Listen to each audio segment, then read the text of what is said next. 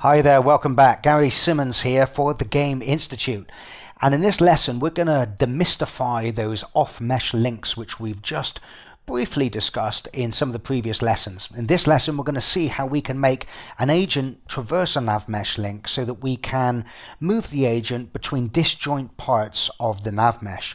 But before carrying on, I just want to clear up a bit of a mess that I made in the last lesson with respect to my set next destination function, because I was typing that code on the fly as I was talking and I made some glaring errors. Now, I did actually catch this in the editing process and I did post up some text on the screen telling you what I did. But just in case you didn't understand what I was talking about, I'll just clear it up here. Oh, and by the way, if you downloaded the script in the zip file that accompanied last lesson, don't worry, the code was fixed in that. It was just I didn't notice what I'd done until the video was over. Okay, so if you remember rightly, we had this while loop here. And the whole idea of this was that if we forget to assign a transform to our waypoint network such that we would have a null reference in the list, then I wanted to handle this originally all within just the single function call. So the idea being is when it's time to fetch the next waypoint, we increment the waypoint counter, fetch the transform, and if the transform is null, then we just move on to the next waypoint, and we keep doing that until we find one and then we return. But obviously you can see what I actually did by accident is I actually put this in the wrong place. It should have been here inside the while loop, but I actually put it outside the while loop, which meant that we would actually go into an infinite loop whenever we found the very first null reference in our list. So that's not what I wanted at all. So that was just a small oversight.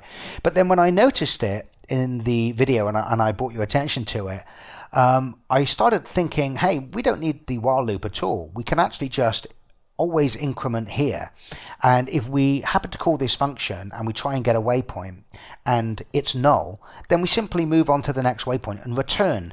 Now that means that in the next update, we still won't have a path, but it doesn't matter because when we haven't got a path, we call this function again. And, you know, the waypoint index gets updated again and we try the next waypoint in the list. So that's a much nicer way of doing it because it means that the function is in no danger of tying up execution and causing some sort of loop that forces us to do a hard shutdown of Unity. So I really like the idea of doing the increment here and getting rid of the while loop. However, that's what I told you I did in the last lesson, but I had forgotten to actually remove the while loop. That's what I meant to do, okay? Remove the while loop. So now we don't bother doing that iteration. We simply come into the function, we fetch a transform, and if it's null, we simply increment the current index and return. And then in the next update, we still haven't got a path, so we call set next destination again. And we have another pop at getting a valid waypoint from the waypoint network. So all in all, a little bit embarrassing, but I'm hoping that if Dead Earth turns out really well, there's a chance at least that in the end I might be able to claw some credibility back. Okay, so let's talk about those mysterious off-mesh links. Now, we saw in the last lesson and the lesson before that when we generate a nav mesh, we often get surfaces on the nav mesh which are disconnected from one another. And sometimes we wish to be able to have the agent traverse the gaps between them, such as if we were crossing a chasm or a crack in the road. So if I select the navigation window, we can see we have an example of this over here on these two buildings in the sort of top left corner of the level. Now we can see that each of these buildings has nav mesh polygons generated for it on their roofs, but they are not connected to the floor polygons and they're not connected to one another. So we wouldn't be able to, for example, if we had an agent on this rooftop, we wouldn't be able to tell it to navigate to a destination that was on the floor or vice versa because there is just no natural connection between them. And in fact, we did test this out in the last video. We put one of our waypoints on top of this roof polygon here.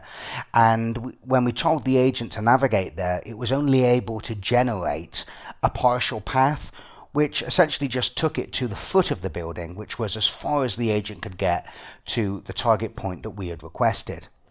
Now, if we had an agent on this right roof piece here, and we had a waypoint on the left roof piece here, and we told the agent to navigate to that destination, it would only get a partial path. It wouldn't be able to jump that gap. And of course, there are often times when we wish our agents to be able to do things like that, such as if we were doing a game like Assassin's Creed, for example, where we wanted to have our NPCs jumping over rooftops or jumping from one building to the next.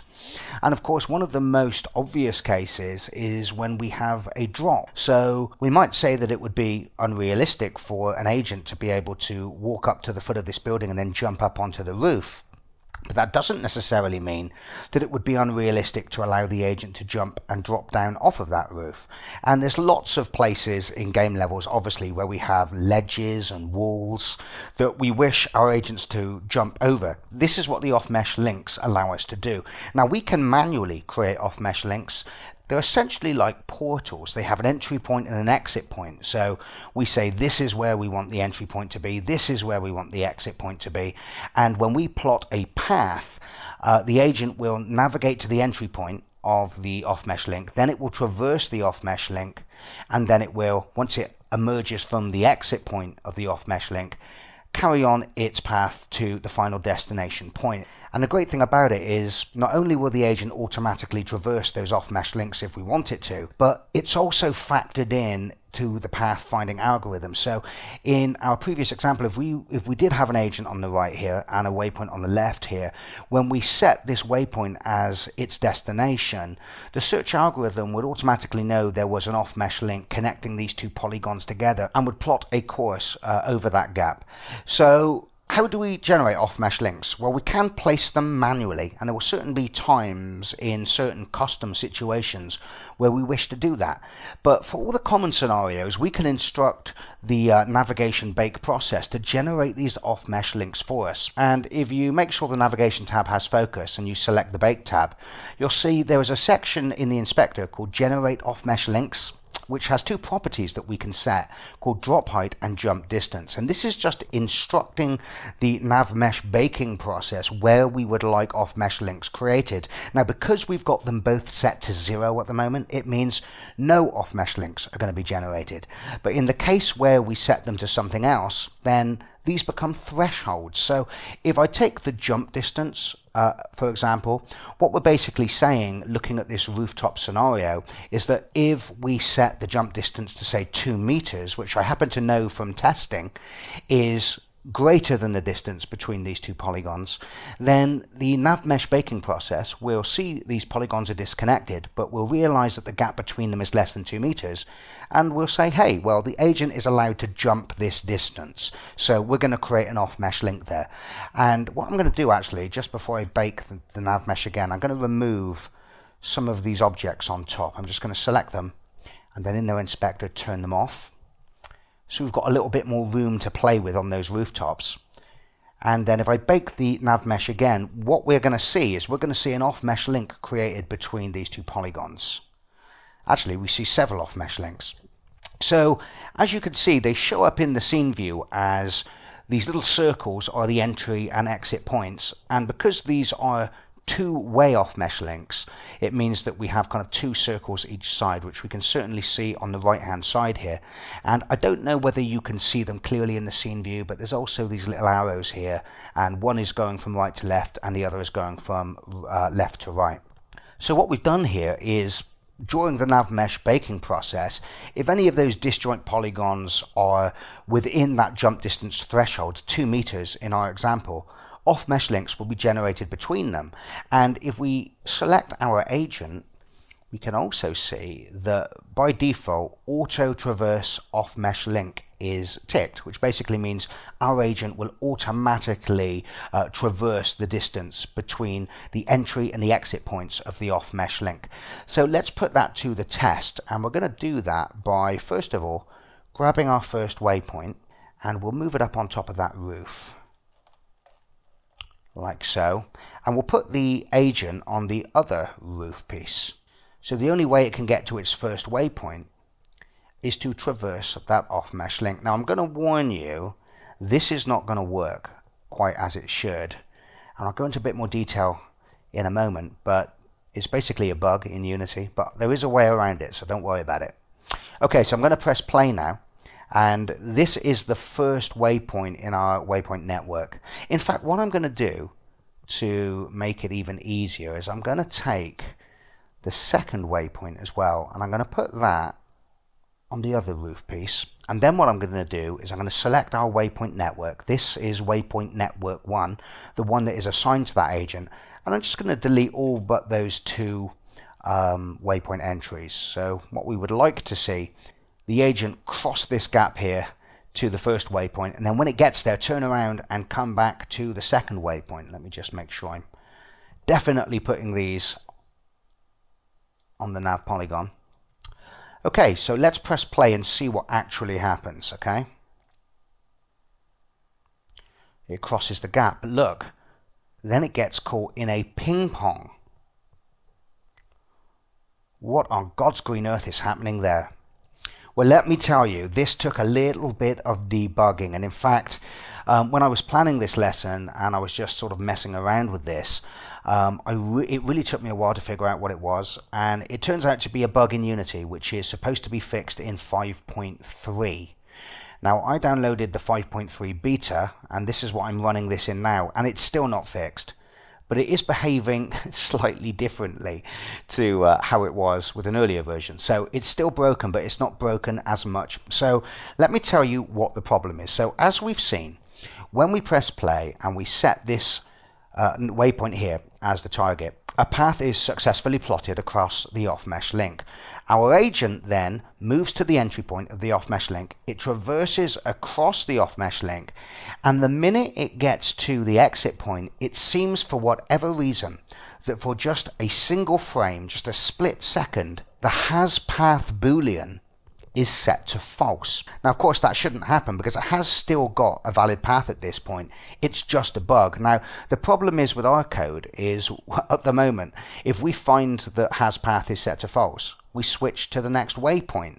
So what happens is we cross this gap, and then when we get to the exit point of the off-mesh link, has path is false for one frame, which means we then, before it's reached its destination, set the second waypoint as its destination. So it starts to traverse the off-mesh link again, and then when it gets to the exit point on the other side, the same thing happens again. That bug rears its ugly head, and has path gets set to false again for one frame, and then of course our agent then sets the next waypoint, which is back over here again. So this is unfortunate, and I'm hoping that if you're watching this video sometime after I've recorded it, that this bug has been fixed and you don't have to do anything.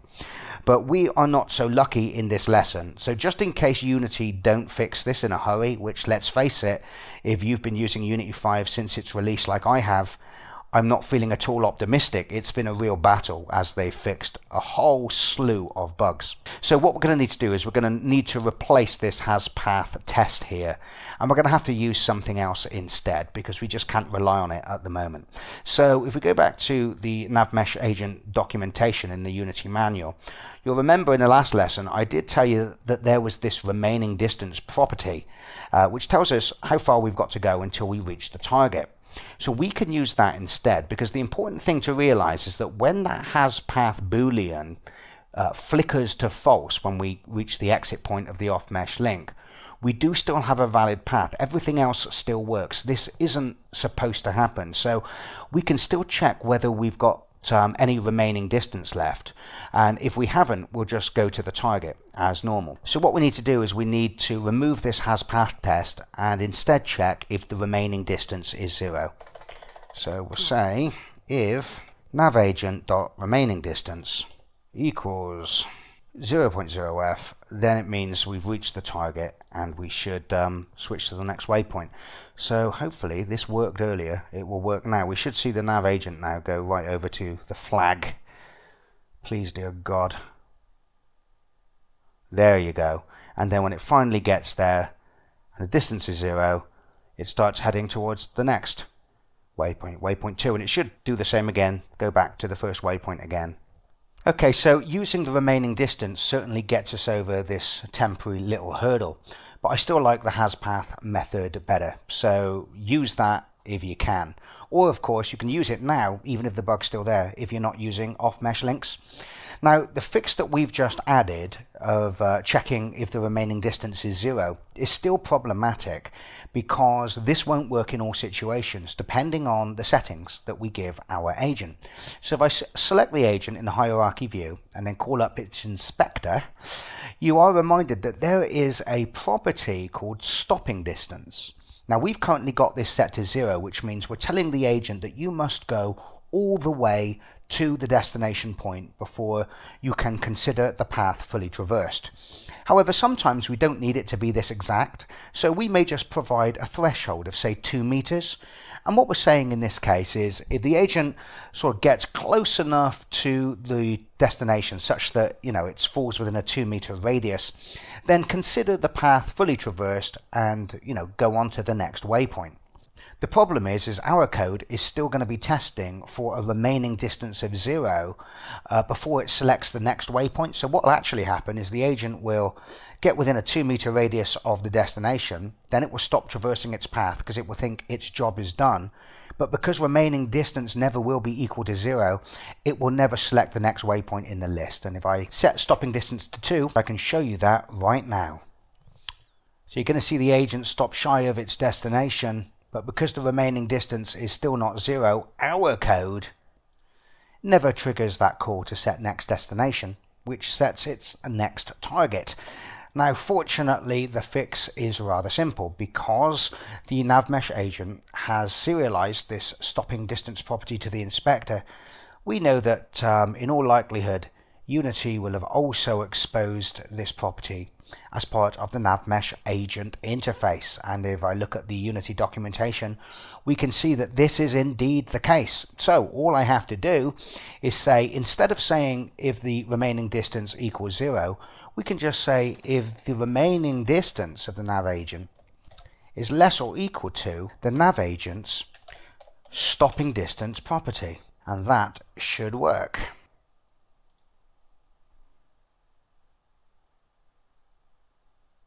Yes, it does. Thank heavens for that. But I still like the hasPath method better because you don't need to do any of these checks when you're doing that. The hasPath just works because when the agent gets to 2 meters out in this particular example and stops heading towards the target, the hasPath boolean will be set back to false. So our original code would work were it not for that pesky bug in those off-mesh links. Okay then, so we have seen that we can instruct Unity's NavMesh baking process to automatically generate off-mesh links between two disconnected polygons if they are of equivalent altitude, and also if the distance between them falls within that jump distance threshold. However, if I call up the navigation window and select the Bake tab, you'll see that no off-mesh links were created between the roof polygon that our agent is currently stood upon and those polygons forming the main floor of the level. And that's because when the polygons are of a different altitude, this is no longer referred to as being a jump distance scenario, but more of a drop height scenario. Now, there are often times where obviously we wish off-mesh links to be generated between disconnected polygons of different heights, such as when we have a ledge in our level that is not so high that we wouldn't consider it acceptable that an agent would be able to jump off that ledge onto the floor beneath it. However, if you look in the inspector of the navigation tab, we can see that we have a drop height of 0, which means we have a 0 tolerance for NavMesh polygons which are disconnected but are of different heights. So if I set that to 3 meters, should be enough. We should see off-mesh links now generated that connect all of these roof polygons to the floor polygons. So I've set the drop height to 3 and I'm going to press bake. And as you can see, off-mesh links have been generated all around these buildings. Now, something to just bear in mind, if you look at the difference between our off-mesh links that were generated from jump distance, which have 2 arrows back and forth, these are one-way off-mesh links. They just lead from the higher surface to the lower surface. So whilst our agent could plot a course and traverse from the roof to the floor, it wouldn't be able to use these off-mesh links to go the other way around. And you'll see that when we wish to implement things like that, we actually manually place off-mesh links. In fact, you're going to see later on that automatic traversal of off-mesh links is something that we very rarely ever want to do in a real game situation.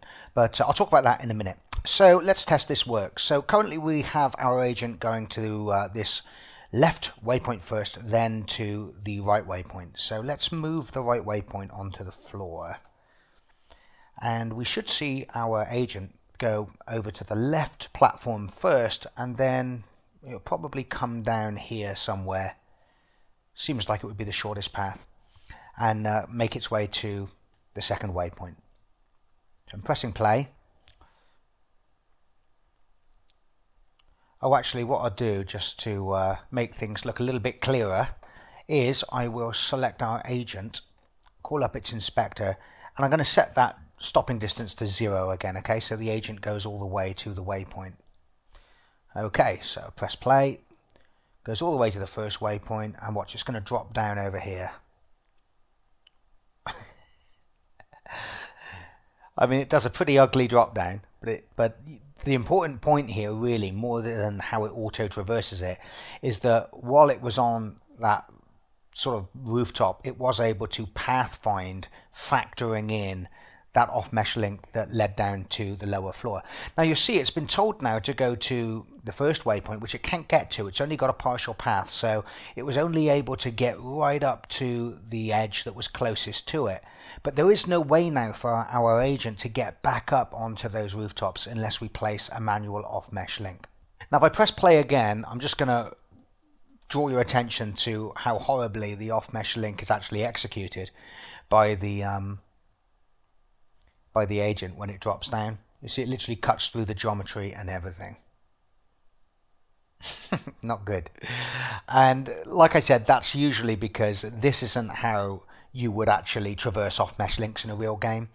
You're going to see in a moment that what actually happens is, in a real game, we tell Unity not to automatically traverse the off-mesh links. We just tell it to notify us when we've arrived at the entranceway to an off-mesh link. Then we can then examine what type of off-mesh link it is, whether it's a drop link, whether it's a jump link, or whether it's a custom link of our own. And we can choose to play like a jumping animation. And at that point, it's almost like the path is paused. It's like we take over the agent. So if we were to just give another example of that with just these two platforms, our agent would move to the entry point, and then it would stop and inform us via code that I am now waiting at an off-mesh link for you to do something. We would perform some sort of jump animation that would carry it over that distance, making sure that as we land, we interpolate between the animation's position and the exit position of the off-mesh link. And then when we land at the off-mesh link exit position, we then tell Unity we're done processing the off-mesh link, now take over as normal, and the agent would then make its way to the destination as normal, completing the rest of its path. So before we look at how we can do that, I want to show you how we can manually create off-mesh links. So what we'll do is we'll create an off-mesh link that allows the agent to go from the floor up to the roof of one of these buildings. We'll do the second building here. So we need two transforms to represent the positions that we wish to be the entry and exit points. So let's create two new empty game objects. We'll create one up here. Just put it maybe roughly where that off-mesh link is. In fact, what I'm going to do is I'm going to bake the nav mesh again, and I'm going to remove the drop height just so we can see more clearly what's happening here, okay? I want to see exactly where our off-mesh link is, and I'm going to call that exit, and I'm going to create another game object. Actually, I'll just duplicate that one, and we'll call this entrance, and I'll move that down there. Now what we need to do is we need to add Unity's off-mesh link component to a game object that's going to reference these two transforms. Now it doesn't need to be on the same game object as any of the ones that we're using for the entry and exit points, but I'm going to put it on the entrance point. So I'm going to do add component, off-mesh link, and if we look in the inspector now of our entrance game object, you can see that the first two properties are where we can drag references to transforms. So the start of the off-mesh link is the game object's own transform, and the exit is of course the exit game object that we placed in the world. we'll leave cost override at -1. If we set this to something else, we can incur an additional cost during pathfinding if it uses the off-mesh link. So if there was another way of getting up onto the roof that was cheaper than jumping up onto the roof with the cost that we specify, then it wouldn't take the off-mesh link, it would take the other route. But we're just going to leave it at -1, which means that we just consider this not to be any more expensive than any other way. Bidirectional just basically means, do we want this to be a two-way off-mesh link? In fact, I'm going to say yes, we do want it to be bidirectional, and by default we want it to be activated. Now you might think, why would we place an off-mesh link if we didn't want it to be activated? But of course you have to remember that these properties are also scriptable. So there could very well be a situation in a game where we don't wish an off-mesh link to be activated and available for any agents to use until some event has happened, like some debris has fallen or a wall has collapsed, or even if a door has opened, although we generally handle things like that in a slightly different way. And the auto update positions, this is off by default. I'm going to leave it off because our off-mesh link is going to be static, but if auto update positions is on, then it basically means if we move around the waypoints that they were generated from, the entry and exit waypoints, the positions of the off-mesh links that were generated on the nav mesh also get updated. But we don't need to move these at the moment. So if I go back to the navigation tab, we can see that things aren't quite as they seem, and you just need to mess around sometimes with these things just to get the circles to show up, just to make sure that they are exactly where you want them. Okay, looks good to me. I've got a two-way off-mesh link. So what should happen now is if I press play, even though drop height has been set to 0, it will still use our off-mesh link to traverse down onto the floor. And then when we get to our waypoint over here on the floor, we should be able to come back again and jump up onto this second waypoint. In fact, what I'm going to do, because that waypoint here is actually literally sat right on top of our own off-mesh link, so I'll put it somewhere else so that when we come back again and visit it, we don't see us immediately sort of jump up onto the roof and then jump back down again. So let me press play and see what happens. So we go to our waypoint first of all. Now we've got to go to our second waypoint, and it should correctly, yes, it's used our own off-mesh link. It's now going to go across to the second waypoint in the waypoint network. And what I'm going to do, my God, am I going to do it, is I'm going to speed up the agent. Should have to wait so long. Yeah, okay, let me call up the navigation window again, and it should now, there you go, traverse our off-mesh link.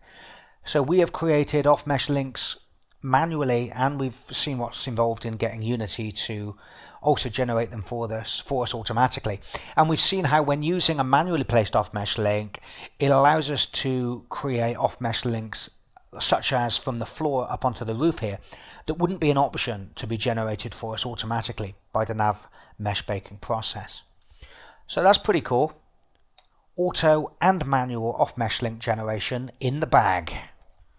Okay, so I said a few moments ago that when we're creating an actual game where we have an animated character, we wouldn't really allow the agent to control the off-mesh link interpolation from the start point to the end point, because it does that traversal in a straight line, and we've seen that not only does this cut through geometry on occasion, but when we're traversing from one bit of the nav mesh to another, it means we're either leaping or falling or climbing, and we're going to want to take control of the timing of that and marry it up perhaps with an animation sequence.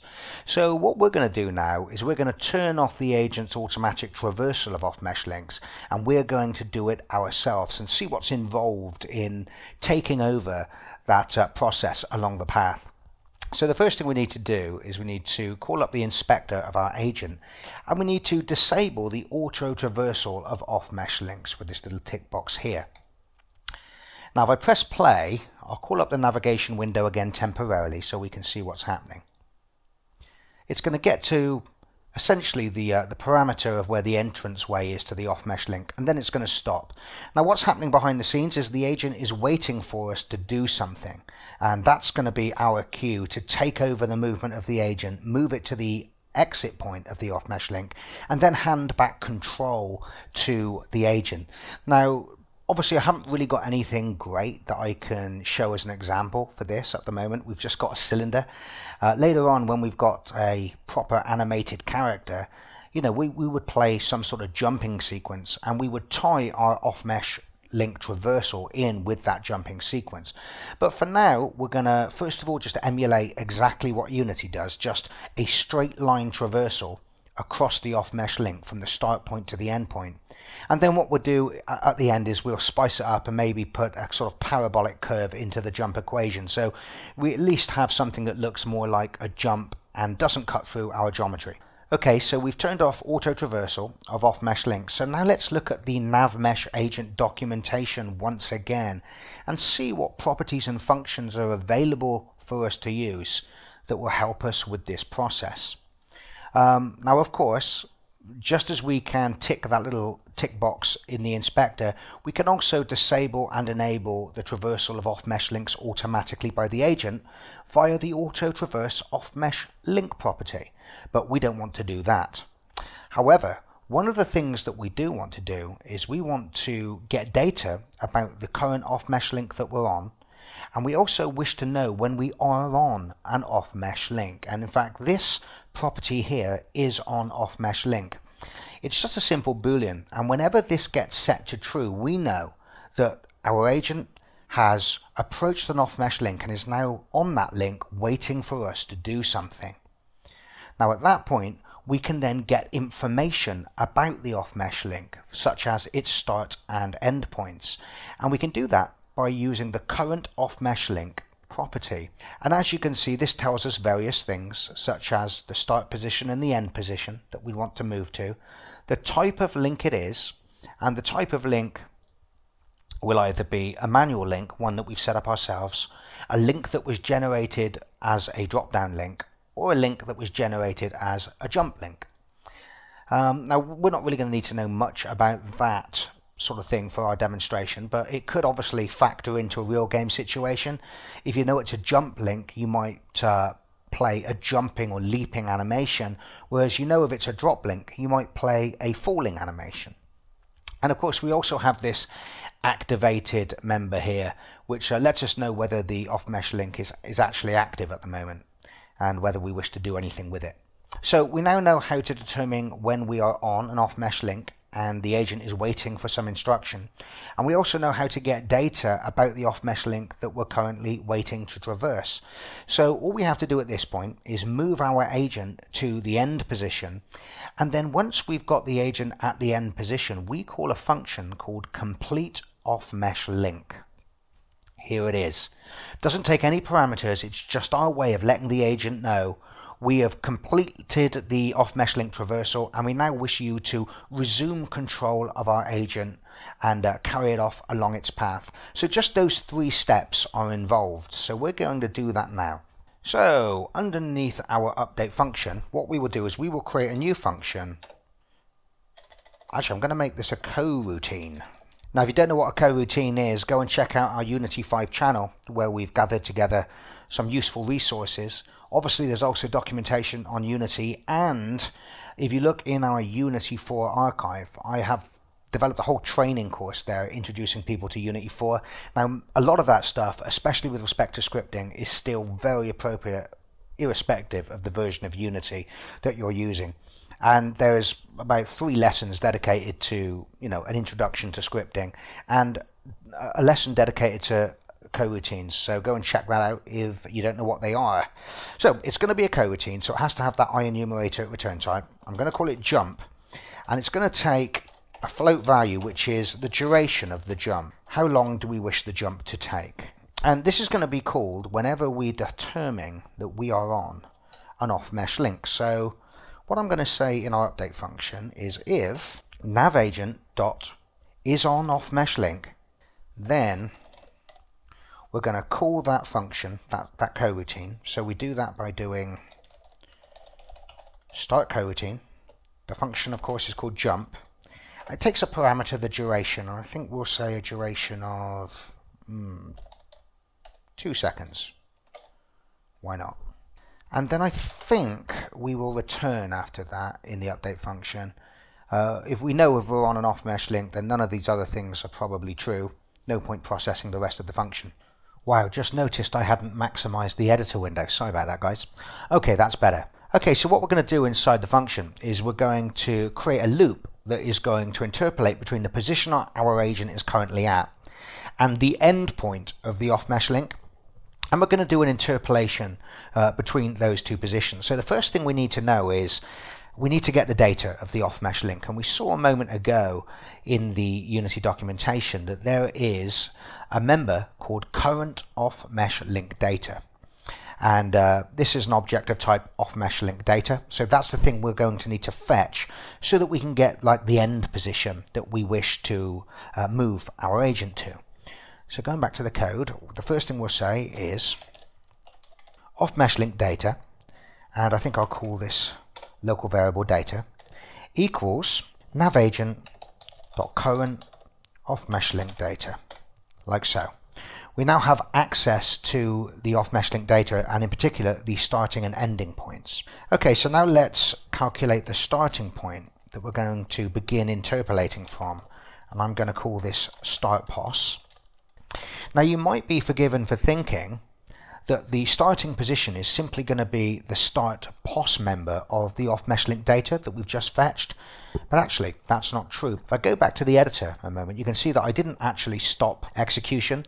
Our agent is still waiting on the off-mesh link to be processed, but notice that the off-mesh link start position in this particular case would be right in the center of the circle. But notice how the agent stops as soon as it touches the outer radius of the off-mesh link entryway. So if we were to simply start interpolating from the start point to the end point as defined by the off-mesh link, we would see our agent temporarily jitter as it was snapped to the center of the starting position and then began moving across the link.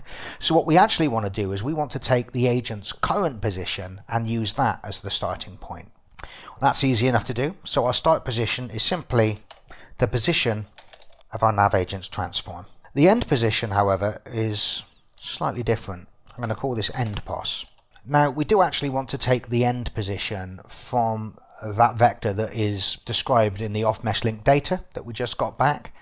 However, we can't just use it. We also have to factor in that if we select our agent also has this base offset. Remember, this is how we can offset the actual mesh with respect to the agent. So we need to make sure that we also factor in the base offset. So that's pretty easy to do. Our end position is simply the end position in that data that was just returned to it, and then we add on to that, bear in mind end pos is a vector, the nav agent's base offset value multiplied by the world up vector, like so.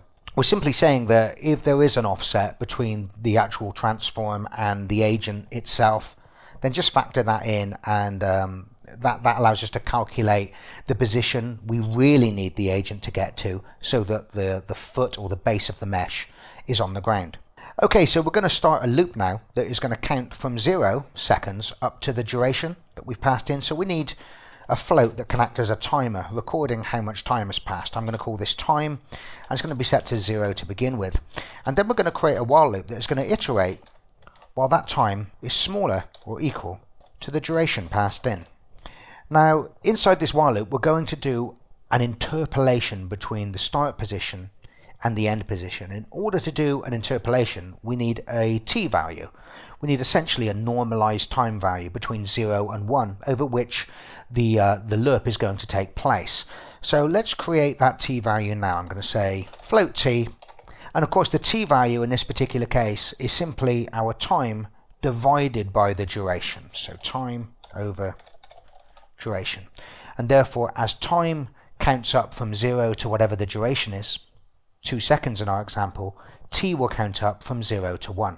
So now we can set the new position of the nav agent by doing a vector3 lerp. So we'll say navagent.transform.position equals vector3.lerp, and we wish to lerp between the start position and the end position, and we wish to use that t-value as the current t-value for the lerp.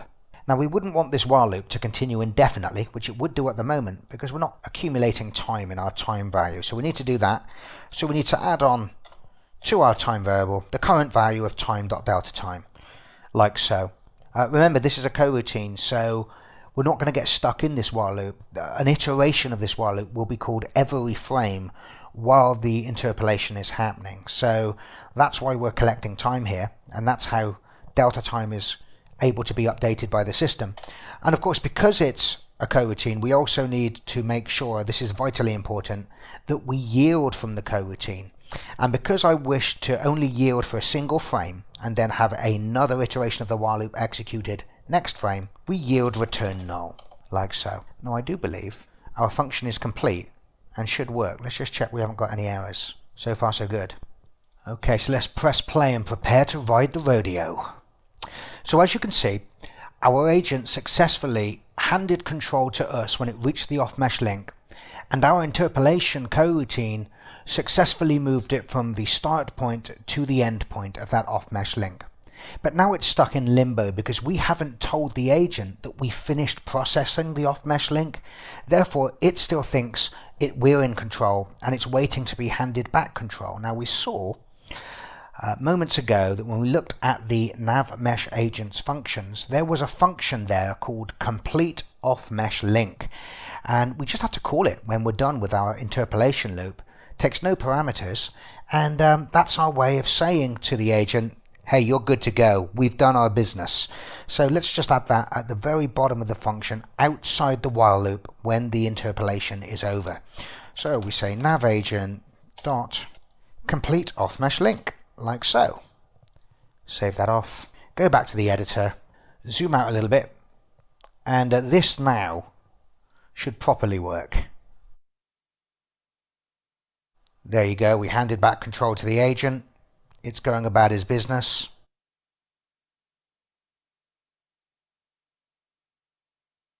And we are now completely in control of how our agent moves from one polygon to the next on the nav mesh. Good stuff.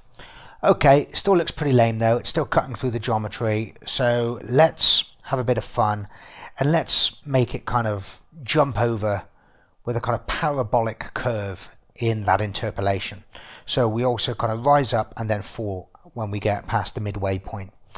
And that should also stop us sort of cutting through the geometry when we jump down from the building. In order to do this, we could just write a parabolic function, but what I'm going to do instead is I'm going to create a new member of type animation curve. And you'll have seen me use these quite a bit in some of the other tutorials that I've done on the website. So I'm going to call it jump curve, and we allocate a new animation curve for our class. Now by itself that's not going to do anything, but if you look in the inspector now for our agent, we now have one of those really cool curve properties where we can just call up a grid and actually shape the graph ourselves. And what I want is I want a graph that's going to go from 0 to 1 seconds.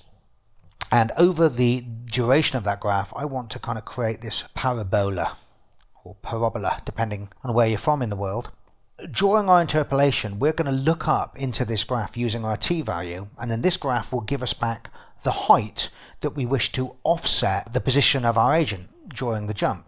So let me just start by creating a straight line, and what I'm going to do is drag the start points down to 0, like so. And what I'm going to do right there in the midpoint of the graph, I'm going to add a new node by double clicking. And I'm going to set the time of that to 0.5, exactly halfway along the graph. And I'm going to set it with a value of 2. So when we're at the very beginning of the lerp, when we're at our start position, as time progresses from 0 to the full length of our duration, this is normalized time along the bottom, that is the shape of the altitude that our agent will be offset as we traverse the gap. And what I'm going to do actually is I'm going to select the endpoints and just make it look more like a parabola, like so. There you go. Okay, so at the moment this isn't going to do a goddamn thing, and that's because we're not using it. But what we want to do is we want to take that t value now, and we wish to sample a value from our animation curve using that t value as input. So rather than saying that we want the position of our nav agent to be just the simple interpolation between the start and end position based on our normalized time, what we're also going to do is we're going to offset the altitude, essentially offset along the world y-axis or the world up vector, some degree based on the value we get back from that curve when we input our t value. So in order to evaluate our t value on the curve, we use the jump curve evaluate function, and that takes a single float. Now if you've never used curves before, that float that we're sending in is essentially the number along the bottom here on the x-axis. So if we sent in a value of 0.5, for example, it would return back to us a value of 2. So this is exactly what we want. We just want to send in our t value, but as this is just a float, we wish to multiply a unit length up vector with this float, so we get back a vector quantity which we can then add on to our interpolated position vector. So we just multiply it by vector 3 up. Okay, so just briefly, we create a new animation curve. This is a Unity type that gives us that lovely little curve drawing functionality in our inspector. And then when we are interpolating between the start position and the end position, we also want to offset its height by some degree. And the degree to which we move it up the world up vector is simply the value we get back from evaluating t on the jump curve graph. So if I save that off and press play now, we should see something happen. Okay, the duration of our jump is far too slow. So I go up to the update function. Remember, this is where we call that coroutine when we find that we're on an off mesh link. I'll set that to 1 instead, and we'll see what that looks like. Hey, that looks a bit better, doesn't it? You can see because it now jumps over the edge as well, it doesn't clip through the geometry. Let's wait and see what it looks like when we come back. Pretty cool, actually. I'm pretty happy with that. For, you know, considering that all we've got here is a cylinder to work with. So I think that's off mesh links pretty much dealt with now. We can't really do a lot more until we're actually working in Dead Earth with our proper animations and our proper characters. And of course that duration is something that we will tie in to the duration of the animation that we're using to do a jump or a drop. Oh, and I should just say as well that obviously because I've made some changes to the nav agent example script in this lesson, that I will be putting up a separate zip file for this lesson that contains the modified script, and you can get that from the resources page of the Dead Earth channel or from the link that's posted underneath the video in the player page. Okay then, so I fully intended to cover dynamic obstacles in this lesson, but looking at the time, we really have run out of it, and I don't want to start discussing that now because it's going to end up turning this video into a 2-hour marathon for you guys to absorb. So what I am going to do is, I know I said this will be the last navigation based video for quite some time, but I'm going to roll the dynamic obstacle discussion into just one more video, okay, so that we can give it the proper attention that it needs. So thanks for listening, guys, and I will see you in the next video. Take care now.